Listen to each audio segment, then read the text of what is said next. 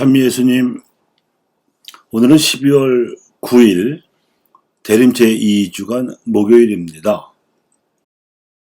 사회교리 주간을 시작하면서 예고해 드린 바에 따라서 최고선의 가치인 자유와 평등, 정의에 이어서 오늘 네 번째로 평화의 주제로 강론 말씀을 드리겠습니다.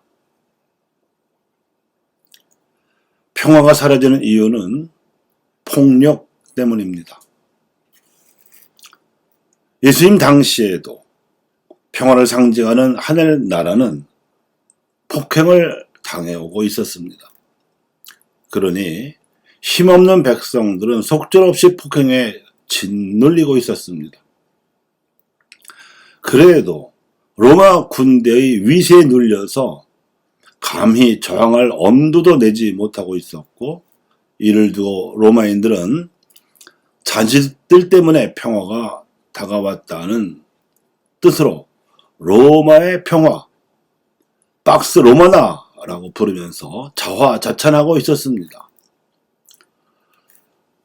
인류 역사를 살펴보면 로마 시대 이후에도 평화에 대한 기대는 그다지 높지 않았습니다. 로마 이래로 세상이 기대하는 평화는 전쟁이 없는 상태에 그칩니다. 따라서 침략을 받거나 공격을 당할 때를 대비하는 것이 평화에 대한 준비라고 생각합니다. 과연 인류 역사상 전쟁이 없던 시절이 없었고, 따라서 무기를 만들고 군대를 양성하지 않고서는 평화를 바랄 수 없다는 생각이 굳어질 대로 굳어져 왔습니다. 아주 오랜 기간 동안 침략을 받아왔고, 또 근세에 이르러서는 식민 지배까지 당했던 우리나라, 또 남북이 서로 동족 상전의 전쟁을 치를 때 북한의 남침 때문에 당했다는 생각이 대한민국 국민 사이에 퍼져 있는 오늘날에도 이는 마찬가지 현실입니다. 그런데 생각해 볼 것이 있습니다. 모순적인 것은 그러면서도 전쟁이 일어날 수밖에 없는 원인 행위를 그치지 않고 있다는 것입니다. 현대 문명의 치명적 결함입니다. 전쟁은 정의가 훼손되었을 때 훼손된 정의를 회복시키겠다고 일으킵니다. 또는 정치적이거나 영토적인 야심 때문에 침략을 하거나 식민지로 삼으려 했던 것이 이제까지 인류 역사입니다. 하지만 그렇게 해서 힘의 우위를 확보하고 나서도 탐욕을 멈추지 않고 더 가지려고 획책함으로써 약소국과 피해국의 보복 심리를 자극해서 또 다른 전쟁의 불씨를 계속하여 키우고 있는 것이 국제정치의 참으로 유치한 해묵은 현실입니다.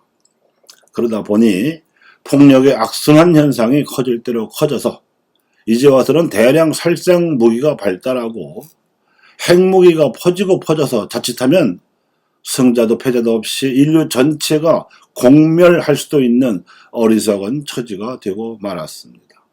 현대 문명의 어리석은 모순입니다. 이미 2000년 전에 예수님께서는 이런 거짓 평화를 쳐부수시고 참된 평화를 가르쳐 주셨으며 실제로 참 평화의 씨앗이 되셨습니다.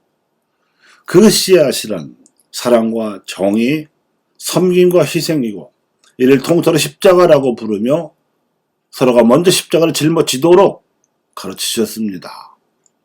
복음의 황금률이라 할 만한 말씀입니다. 이런 것이 정신적 자세라면 사회적으로는 양보를, 경제적으로는 손해를 감당하라고 가르치셨습니다. 가장 손해를 보시고 가장 양보를 크게 하시는 분이 하느님이시라고 일깨워 주셨습니다. 그리고 그런 하느님을 본받은 가장 뚜렷한 행위가 십자가 죽음이시지요. 지금 우리 민족도 전쟁이 끝난 지 반세기가 넘어가도록 휴전 상태에 있습니다. 평화 상태가 아닌 것입니다. 전쟁의 종식에 합의하는 정전선언과 평화를 보장하는 평화협정이 바람직해도 우리 민족의 힘만으로는 이룩하지 못하는, 그래서 불완전한 거짓 평화 속에 살고 있습니다. 예수님 당시에도 하느님의 평화를 실현시켜 줄 수 있는 하늘나라는 거짓 평화를 획책하는 자들에 의해서 폭행당해 왔습니다. 그들은 거짓 평화의 가르침으로 하늘나라를 가로막고는 그 나라를 빼앗아서 감춰두고 자신들이 꾸며놓은 거짓 평화를 강요해 왔던 것입니다. 이사야는 동족에게 하느님의 평화에 대해 가르치면서 매우 인상 깊은 호칭으로 불렀습니다. 벌레 같은 야곱아, 구더기 같은 이스라엘아. 이렇게 부르면서 이사야는 하느님께서 벌레 같은 유다인들과 구더기 같은 이스라엘 민족을 오른손으로 붙잡듯이 확실하게 도와주시리라고 예언하였습니다. 그러니 걱정하지 말고 두려움도 떨쳐버리고 가련하고 가난한 이들을 먼저 도와주라고 권고했습니다. 사실 전쟁이 일어나지 않은 평시에도 가련하고 가난한 이들은 삶을 위해서, 생존을 위해서 전쟁을 치르고 있는 사람들입니다. 그리하면 광야를 못으로 메마른 땅을 수원지로 만드시는 하느님께서 유다인들과 이스라엘의 앞길을 개척해 주시리라고 장담하였던 것입니다. 예수님께서 요한을 두고 극찬하시기를 여자에게서 태어난 이들 가운데 세례자 요한보다 더 큰 인물은 나오지 않았다고 말씀하셨습니다. 우리나라가 제2차 세계대전 당시 식민 지배를 받던 나라들 가운데에서 유일하게 선진국 대열에 들어섰다고 국제연합에서 공인받은 일과 비슷합니다.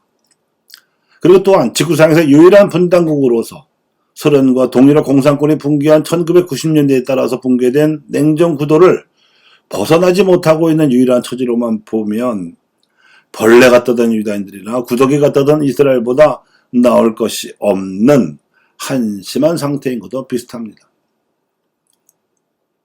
하지만 이런 우리 민족의 처지에 대해 깊은 연민의 정을 지니고 계셨던 요한 바오로 2세 교황님께서는 1989년에 세계 성취대회를 우리 교회가 개최하도록 권하시면서 대회의 표까지도 직접 골라주셨는데 그 표가 그리스도 우리의 평화입니다.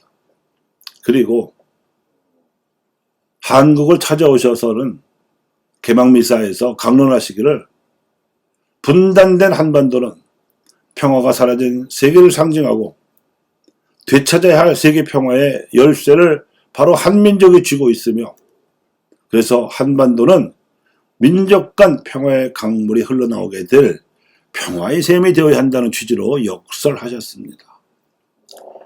그 후 30여 년이 속절없이 흘렀습니다. 현재도 우리를 둘러싼 주변 강대국들의 움직임이 만만치 않고 심상치 않습니다. 세계 어느 지역보다도 상호간 갈등과 긴장이 팽배한 틈바구니에서 우리가 살아가고 있습니다. 정치 군사적으로 패권을 움켜쥐고 있는 미국이나 경제 문화적으로 한반도의 평화를 위협하고 있는 일본과 중국 등 이웃나라들에게 평화를 가르쳐줘야 합니다. 그래야 하나님께서 누룩 같고 겨자씨 같은 우리의 평화 노력을 크게 쓰실 거라고 믿습니다. 감사합니다.